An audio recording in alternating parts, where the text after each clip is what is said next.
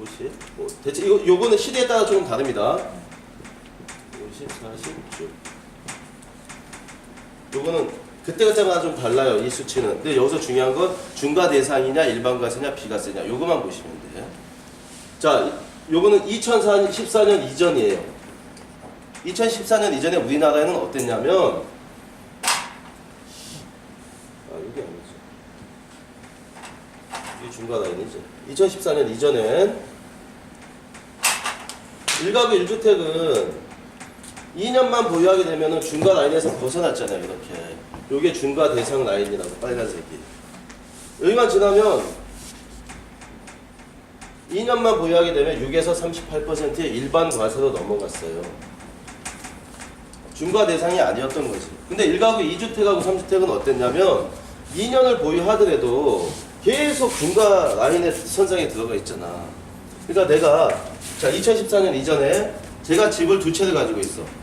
하나는 2억에 샀고 하나는 3억에 샀어. 그런데 이게 10년을 갖고 있었는데 둘 다 요거는 4억이 됐고 요건 6억이 됐어요. 10년을 갖고 있었는데 그러면 이거 두 개 중에 이걸 팔든 이걸 팔면 지금 2억이 남았잖아. 그러면은 뭐예요? 40%잖아. 물론 세율이기 때문에 차이 2억에 대한 40%는 아니나 대체적으로 40% 간단하게 우리도 잘 모르고 고객도 잘 몰라요. 그래서 중과라는 게 중요한 거기 때문에 당신은 옛날 같으면 2억이 남았기 때문에 2억의 40% 8천만 원은 무조건 세금 내야 됐던 거였다 라는 거예요. 중과 대상이라는 게. 자, 그러면 이거를 안 팔고 좋아, 이걸 팔자. 이건 3억이 남았잖아요. 맞죠? 근데 이것도 40%니까 3억이 남았으면 3, 40, 1억 2천은 무조건 내야 되잖아요. 근데 3억이 남아서 1억 2천 세금 내는 게 중요하지. 3억 남아서 1억 8천이 남았다는 게 중요하지 않다고, 일반 사람은. 내는 세금이 중요한 거예요. 그러니까 얼마나 무서운 거야, 이게. 되게 무서운 거잖아요. 근데 지금, 자, 2013년도 이후에는 어떻게 됐냐면, 이런 단어도 하나 기억을 해놓으세요.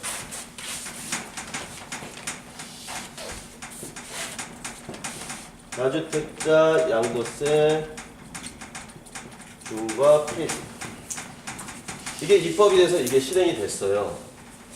이게. 이래서 대한민국 주택 가격이 더 많이 올랐어요. 조금 오르자고 했던 건데, 이게 뭐냐면 말 그대로 다주택자 양도세 중과가 폐지가 된 거예요. 말 그대로. 어떻게 됐냐면 중과 대상 라인이 바뀐 거야. 어떻게 바뀌었냐면 이렇게 바뀌었어요. 이 얼마나 좋아 이거 진짜로. 그래서 현재는 지금 양도세에 대한 세금이 어떻게 되어 있냐면 이것도 바뀌게 됐겠죠, 당연히. 1가구 1주택은 이제는 비과세가 됐어요. 비과세가 뭐죠? 세금이 없는 거예요. 그래서 1가구 1주택은 2년만 지나게 되면 2억이 남았든 3억이 남았든 양도세가 없습니다, 이제는. 양도세가 없어요. 그리고 1가구 2주택, 3주택이 동일하게 이제는 6에서 38%의 일반 과세로 넘어간 거예요.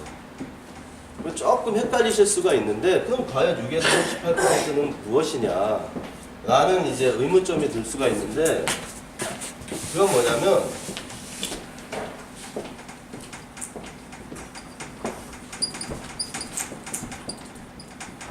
요거 단어가 좀 어려워도 고객에게 설명해 줄 때 입에 좀 배어 있어야 돼요.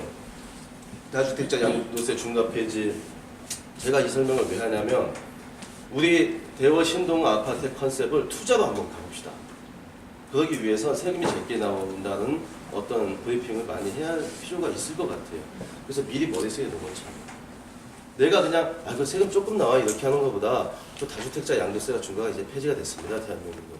이렇게 얘기하는 게 고객에게도 신뢰감을 줄 수 있지 않겠습니까? 그래서 제가 한번 이런 거 디테일하게 써보는 겁니다. 장기보유 특별공제라 그래서 여기서 있는 6에서 38의 일반 공제에는 뭐가 들어가 있냐면 무슨 차이냐면 6에서 38은 무슨 차이냐면 36개월, 48개월, 뭐 1년, 2년, 3년, 4년, 5년, 6년, 7년, 8년, 9년, 10년, 11년 이렇게 시간이 지날수록 너 세금을 한 6%인가? 6%씩 내가 빼줄게. 이렇게 되는 거예요. 그래서 1억이 남았다고 치면 그걸 내가 10년을 가지고 있잖아요. 그러면 양도세가 한 150, 200 요거밖에 안 나와요. 장기보유 특별공제를 받기 때문에. 그런데 요건 언제까지? 10년까지만. 그래서 8년하고 10년은 세금의 차이가 나는데 9년하고 10년은 세금의 차이가 나요. 왜냐하면 장기보유 특별공제율이 계속 적용이 되니까. 10년하고 11년은 똑같은 거지. 왜냐하면 10년까지만 장기보유 특별공제를 해당을 시켜주기 때문에. 그래서 요게 양도세의 전부예요. 이게 또 디테일하게 들어가면 양도세도 되게 깊어요. 근데 그거 알 필요도 없고 설명해 본 적도 없어요. 저도. 여기까지면 100% 완료예요. 완료. 자, 이게 양도세 전부예요. 전부 대한민국에서. 더 이상은 없어요. 나머지 거는 세무사한테 보는 것 같아요. 나머지 거는. 어차피 이 보관소에 다 들어가요.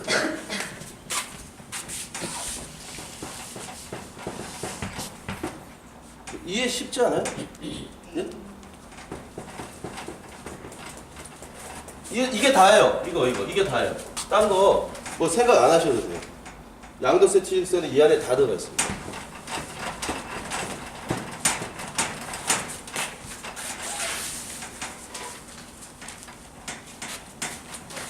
아까 2번에 뭐였죠? 대출 있었죠? 대출.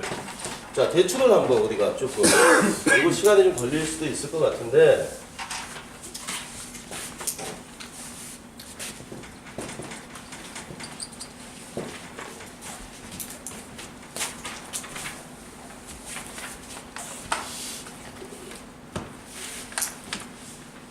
세금 많이 나온다고 있었고, 야, 그 대출 받아서 집 사면은 대출이자는 뭐 어떻게 감당할 것이냐 이런 얘기도 많이 나오죠. 그래서 두려워서 집을 계약을 못하는 분들도 계셔요. 그럼 대출에 대해서는 어떻게 풀어야 되냐면,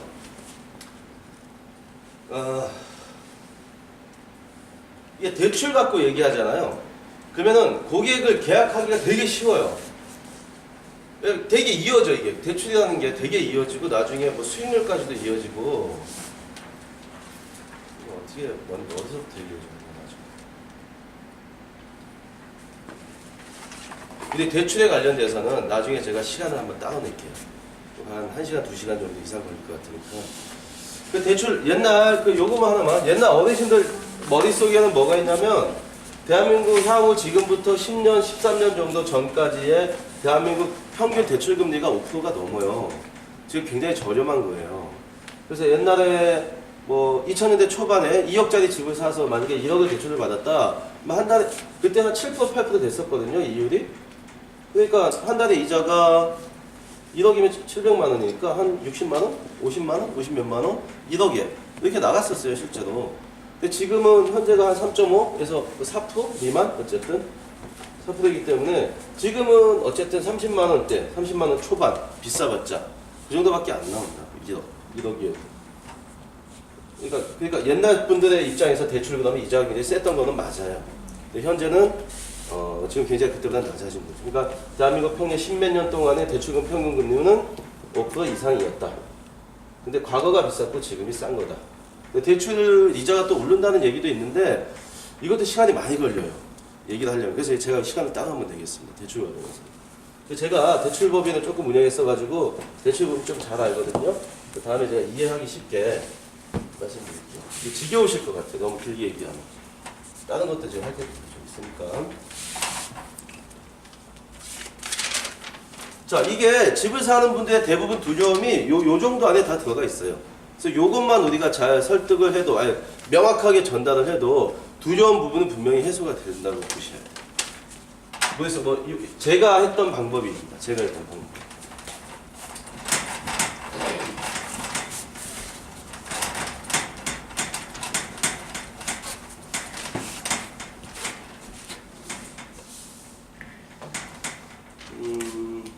취득세양 KB 시세.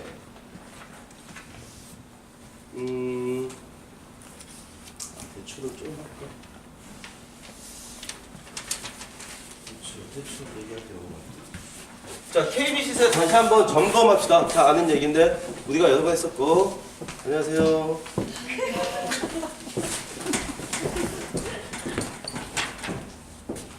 KB 시세 다 아시죠 이제?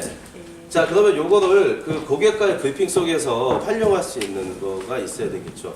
똑같이 제가 점검하는 겁니다. 설명할게요. 자 우리 형석이 부장님이 김형석 부장님이 저희 형이에요. 형 맞아요. 근데 우리 형석이 부장님이 집이 3억짜리가 있고 4억짜리가 있고 5억짜리가 있고 뭐 2억짜리가 있어. 이렇게 네 채가 가지고 있어. 근데 동생이 이제 장가를 가야 돼. 결혼을 해야 되는데 그래도 집은 하나 있어야 되지 않겠냐라는 얘기를 해서 이제 야 너 저기 너 얼마 있어? 그래서 제가 저 누나 형 한 5천만 원 있어요. 저 그랬어요. 그러면 너 3억짜리 이거 저기 해줄 테니까 너 어떻게 좀 해봐 그랬는데 제가 현금 5천만 원 가지고 있죠. 근데 3억짜리야. 근데 대출이 70% 나오잖아요. 대출이 70% 나와요. 70%의 의미는 일반적인 1금융의 시중금리의 선에서 아파트는 80%도 나오고 90%도 대출이 나올 수가 있어요. 대신에 금리가 많이 올라가죠. 그게 아니라 일반적인 시중은행에서의 금리 범위 내에서는 70%가 나오는 거야. 그러면 3억짜리 집이면은 37에 21, 2억 천이니까 제가 5천만 원 가지고 있으니까 이거 등께 칠 수 없잖아요. 뭐 공짜로 줄 건 아니니까. 우리 형이지만 뭐 우리 김현숙 부장이 이렇게 나쁜 사람이라는 얘기는 아니고 뭐 그렇지 일반적으로 맞지? 값을 치러야 되지. 그럼 어떻게 3억짜리지만 매매계약서에 4억이라고 쓰면 은행에서 4억짜리네? 하고 70% 했을 때 2억 8천이 나오잖아요 대출이.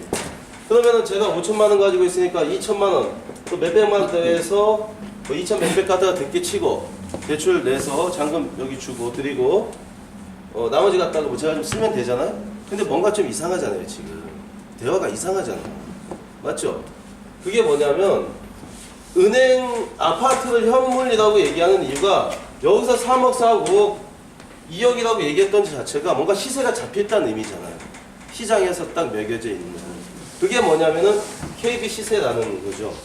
그래서 KB 시세는 국민은행에서 만든 것이기는 하나 모든 시중은행에서 쓰고 있는 대한민국 아파트의 시세표라고 보는 게 정답인 거죠.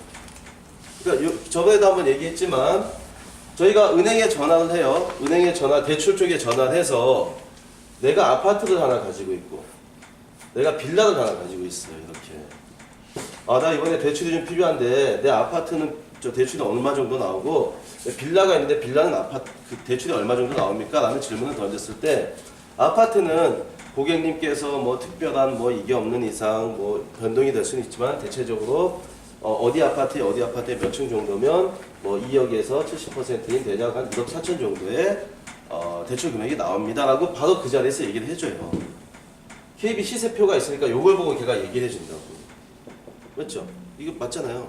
그래서 KB 시세 치면 다 나오게 돼 있고 부동산에서도 마찬가지고.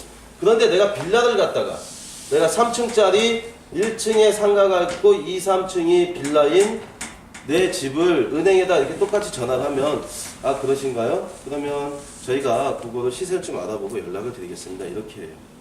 그래서 은행원이 직접적으로 그 동네에 나가서 여러 부동산을 다닌 다음에 이 주택에 대한 아파트의 그 감정가를 걔네가 따로 매겨요.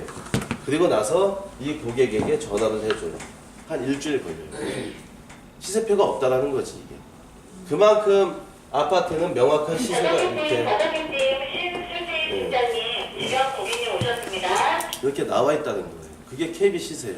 그래서 아파트를 현물이라고 얘기하는 이유는 바로 현금화 시킬 수 있다고 얘기하는 이유는 시세표가 KB 시세표가 이제 뭐 2억 5천으로 잡혀 있어요. 그러면 일반적인 시세하고 뭐 1,000만 원 정도는 왔다 갔다 해.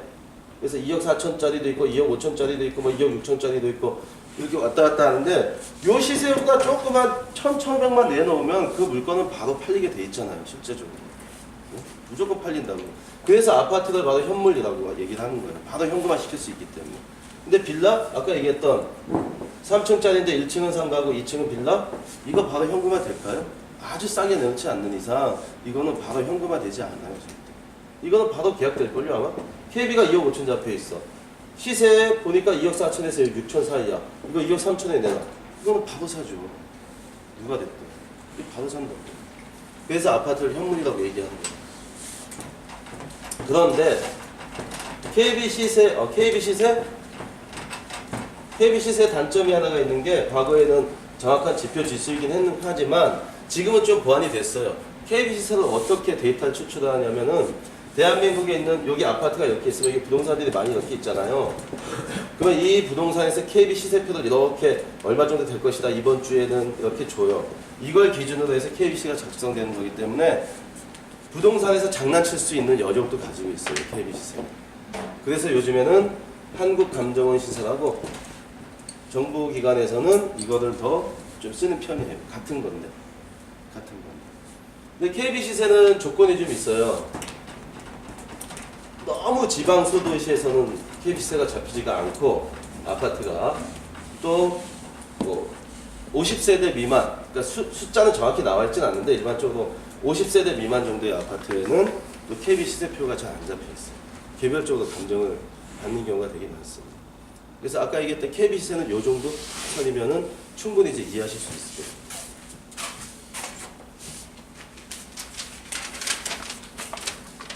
이게 대출이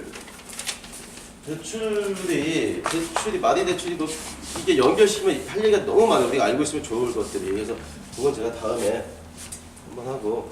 자, 우리가 그 정부에서 무슨 부동산 정책을 발표하잖아요. 맞죠? 그럼 항상 어려워요, 얘기가. 항상 어려워. 뭔지 모르겠어.